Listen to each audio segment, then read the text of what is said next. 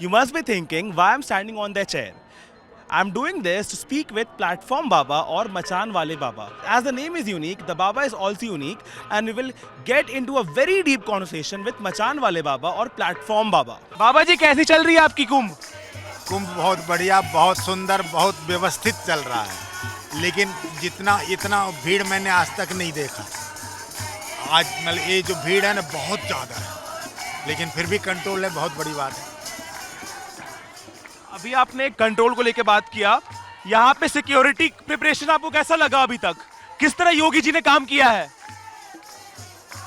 देखिए, जो अंदरूनी मामला होता है हम लोग के आम आदमी के नज़र में नहीं होता।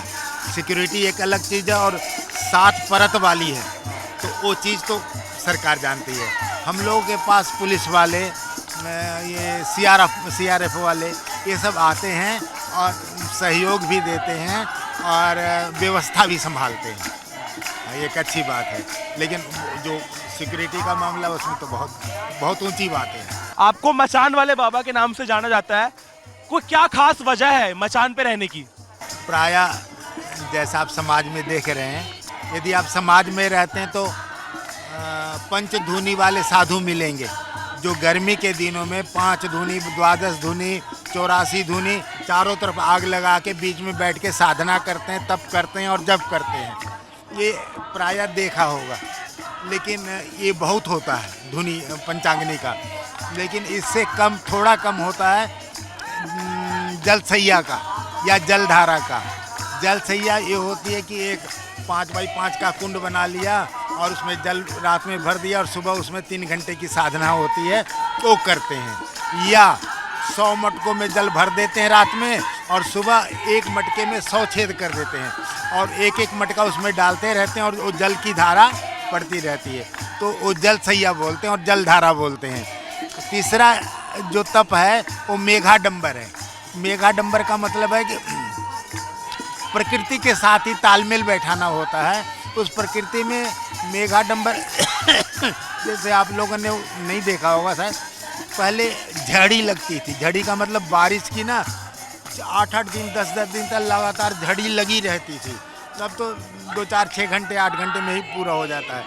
तो वो जो झड़ी लगती है तो उसको बोलते हैं मेघाडंबर। मेघ मतलब बादल, और बादल का अंबर वस्त्र पहनना ये मेघाडंबर कहलाता है।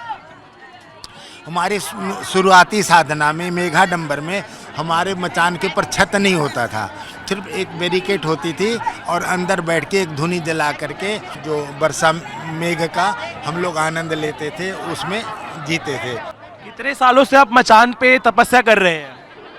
भैया ऐसे तो मैं 76 से चल रहा हूँ, 76 से 76 से। लेकिन पहले जो होता था ना वो 4.5 महीने का ये तपस्या धुनी वाली, और 3 महीने की तपस्या अग्नि वाली, जल वाली, और 4 महीने की तपस्या मेघाडंबर वाली। तो ये जो मेघाडंबर लेते हैं तो एक साधना है, वो हम लोग लेते हैं। लेकिन उसमें जो हमने 76 से आपसे कहा ना, तो पहले ये छत नहीं होता था, ओपन होता था, तो उस पर बैठ कर मेघाडंबर लेते थे। लेकिन इसी क्रम में एक है ऊर्ध्ववासा।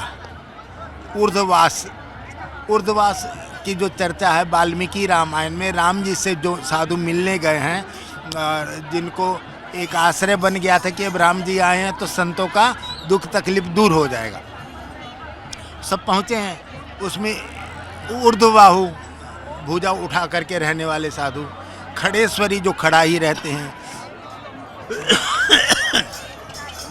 एक आसन वाले बाबा, जल में रहने वाले बाबा, पेड़ पे रहने वाले बाबा, दूध पीने वाले बाबा, सिर्फ फल खाने वाले बाबा, सूखे पत्ते खाने वाले बाबा, फलहारी बाबा, ऐसे 32 प्रकार के संत मिले हैं। 32 प्रकार के वाल्मीकि रामायण में स्पष्ट चर्चा है। लेकिन हम लोग अपने जीवन में कभी भी राम जी से राम राम करने की चेष्टा नहीं करते हैं। यदि हमारे जीवन में राम जी से राम राम करने की एक हल्की सी चिंगारी जग जाती है तो हमें प्रकाशित कर देता है। संसार का जो व्यवहार है वो धोखा दे सकता है, लेकिन राम जी से जो संबंध होगा वो धोखा नहीं देगा कभी किसी भी कीमत पे, उसमें अफसोस नहीं मिलेगा, हमेशा सुशांति मिलेगा। बाबा, आपका नाम क्या है और आप कहाँ से बिलोंग करते हो? अपनी शुरुआती उम्र के बारे में बताएं। भैया हम लोग बाबा लोग हैं, घर से भागे हुए लोग हैं, हैं और वो भागा हुआ आदमी भगोड़ा कोई अपना पता देता है कहीं? बिल्कुल नहीं देता। तो हम लोग बचपन से ही साधु बन गए हैं, बालकाली लोग हैं और साधुओं में रहते हैं। साधुओं में शिक्षा दीक्षा परीक्षा सब यही होती है और उसी में जैसा जैसा गुरु महाराज की आज्ञा और साधना मिली उस साधना के हिसाब से हम लोग चलते रहे और उसी क्रम में ये ऊर्ध्ववास वाला जिसका आर्टिफिशियल रूप है। ऊर्ध्ववास का मतलब है पहाड़ पे रहना, पेड़ पे रहना, प्राकृतिक, लेकिन आर्टिफिशियल रूप जो मचान का है और इस मचान पे रह करके जैसे हम लोग अपने बच्चों को रोकते हैं ना कि उसके साथ नहीं लगना, उसके साथ उससे दोस्ती कर ले, तो हम चाहते हैं हमारा बच्चा जो है ना गलत व्यवहार में न जाए, गलत दोस्तों के संग न रहे, नहीं तो उसका आदत बिगड़ेगा, आचरण बिगड़ेगा। ऐसे ही ऊर्ध्ववास में एक खास बात होती है, इतनी दूरी नहीं होनी चाहिए, इतनी दूरी मतलब बहुत नज़दीक हो गई है, ये दूरी ज़्यादा होनी चाहिए ताकि आप सभी जो संसार में लोग हैं तो सबके अंदर कुछ न कुछ प्रवृत्ति तो होती है ना। प्रकृति में अच्छा भी हो सकता है और बुरा भी हो सकता है।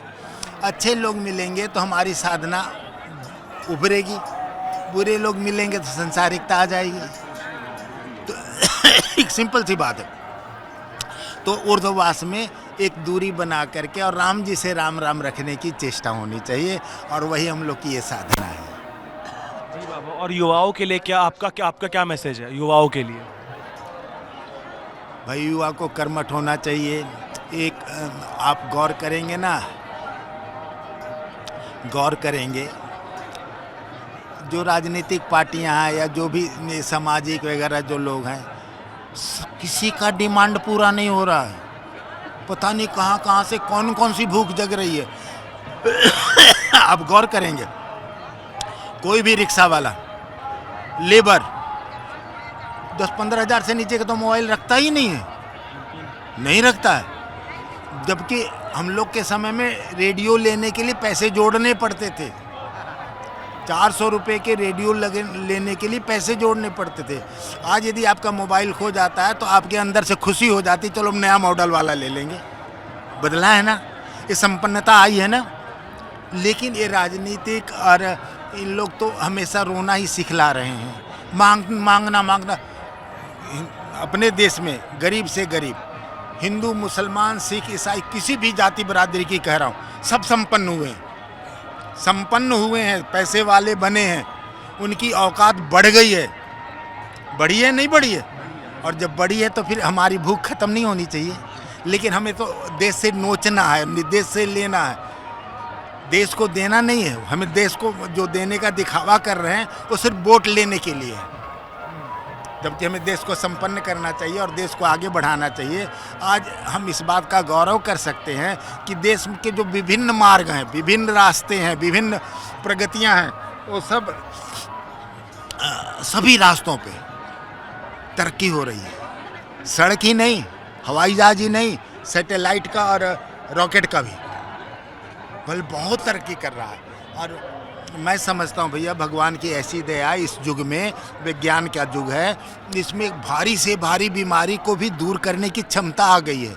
मनुष्य के अंदर उभरने वाले दर्द को मिटाने की क्षमता आ गई है। ऐसा तो होना बड़ा कठिन काम था, इस कलिकाल में है।